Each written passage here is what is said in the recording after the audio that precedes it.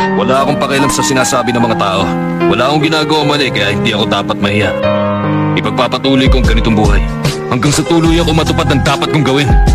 Sila bang nakatingala sa'yo?